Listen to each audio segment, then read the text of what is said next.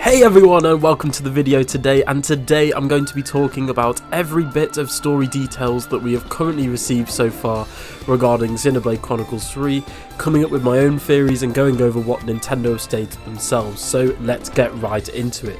So obviously we know that Xenoblade Chronicles 3 is coming out this September. The following information has been pulled from the February Reveal Direct trailer and details from interviews from developers, Monolith Soft's website, as well as the Nintendo website page for Xenoblade Chronicles 3. Xenoblade Chronicles 3 will apparently be bringing together the futures of the first game and the second game. We currently don't know if Xenoblade Chronicles X will play a role as of yet, but we'll have to wait and see. I love this idea because I originally thought the series going forward would just be loosely connected, like how some Final Fantasies are. And I thought that if a Xenoblade Chronicles 3, 4, etc. they'd take place in different worlds and then maybe feature one or two characters crossing over. But obviously this new game, Xenoblade Chronicles 3, will combine both the world of the Bionis and Mechonis as well as the Titans from Xenoblade Chronicles 2. I'll get into this in more detail in a little bit, but this also means that we're most likely going to be seeing the returning fan favourite characters from the first and second game. Xenoblade Chronicles 3 will take place in the world of Bionis, home to two hostile nations.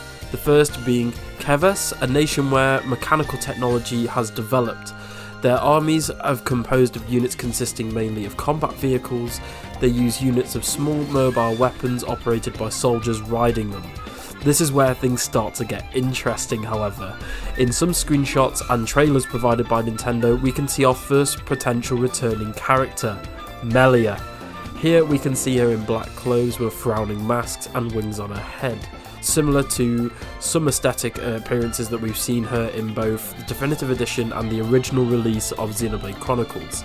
Either this or it could be a descendant of hers. This nation looks like they are harnessing powers that we've mainly seen in Xenoblade Chronicles 1 with the Bionis and Mechonis, with soldiers all in black armour, dead machines with a striking resemblance to the Mechonis, as I'll provide some screenshots from the footage shown in the trailer on screen right now.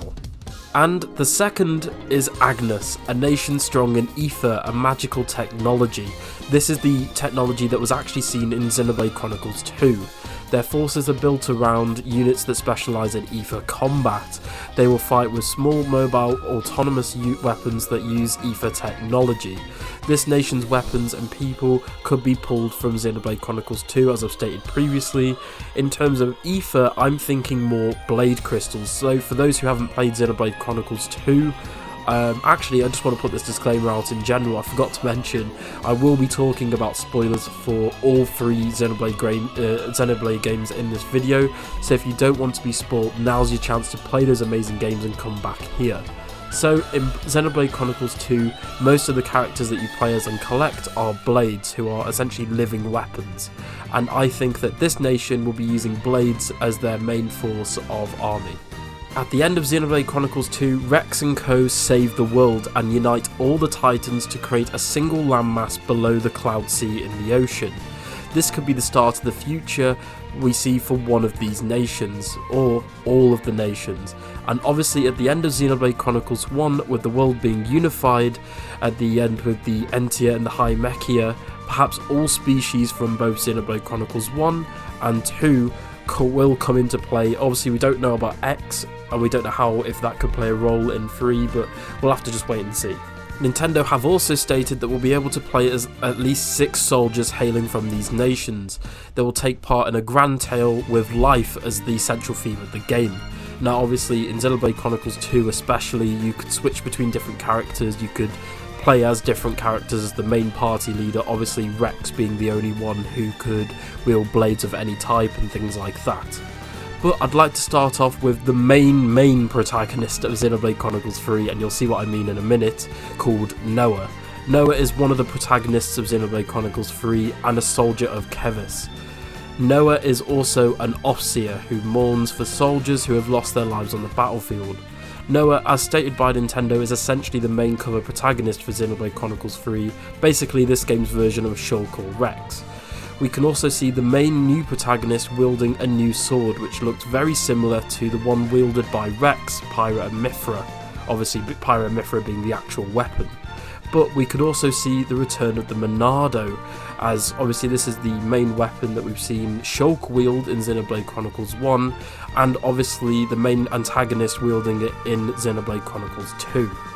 Next up we have Mio, the other protagonist of the story. Mio is a soldier of Agnes and an Offseer just like Noah, so she's actually an Offseer for Agnes.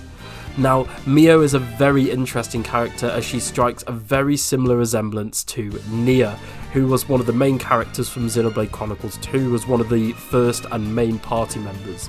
Now, since Nia was a blade, which is obviously spoilers for Xenoblade Chronicles 2, I did warn you, I don't know if Mia is a direct descendant because I don't really know, as weird as this sounds, if blades can reproduce. But she just could be a part of the same species, being the same blade. Speaking of which, it's currently unknown if blades such as Pyra, Mithra, etc. will be featured in this new timeline, as we know that blades can sort of outlive their owners, whoever awoke them from their crystal. And something that I've only just noticed right now actually, Mio is actually a blade. We can quite clearly see a blade crystal in her chest embedded just like how Nia's is.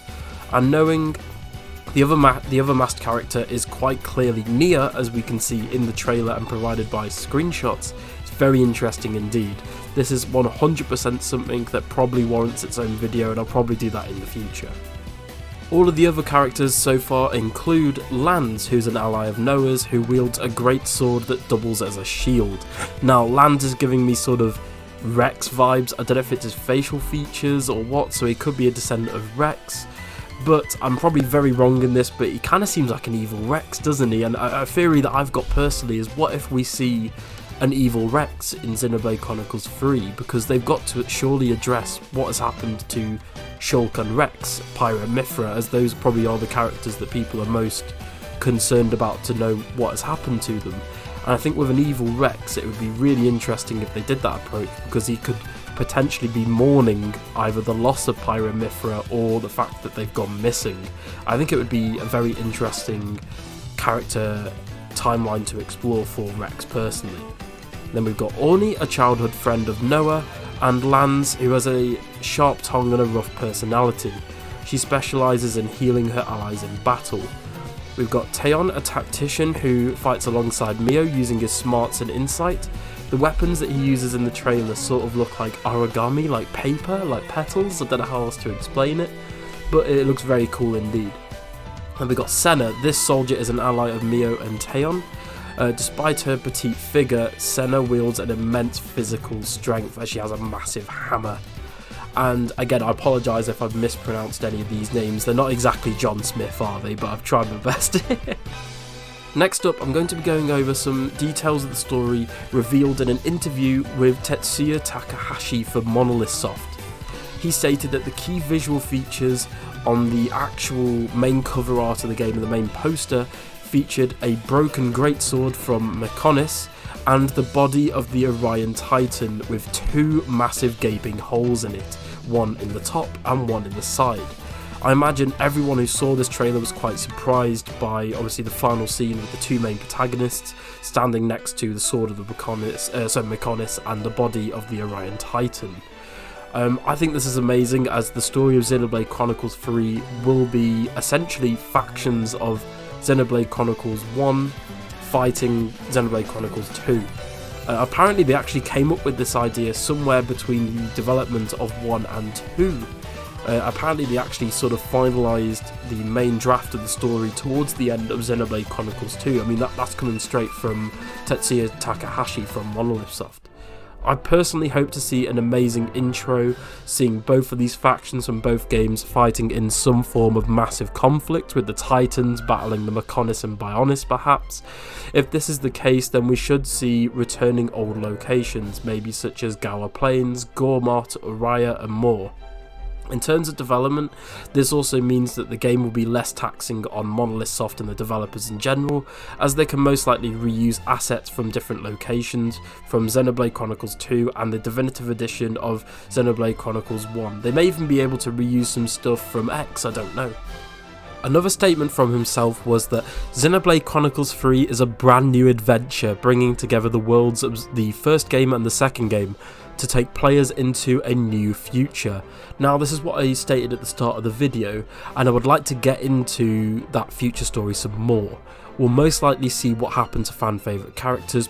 Personally, I want to see the return of Ryan, just so we can hear those sort of iconic catchphrases, and as well as Zeke. I really want to see what's happened to Zeke. I think personally we'll most likely see a lot of the blades from Xenoblade Chronicles 2, because as I said, they don't really age as well as humans do.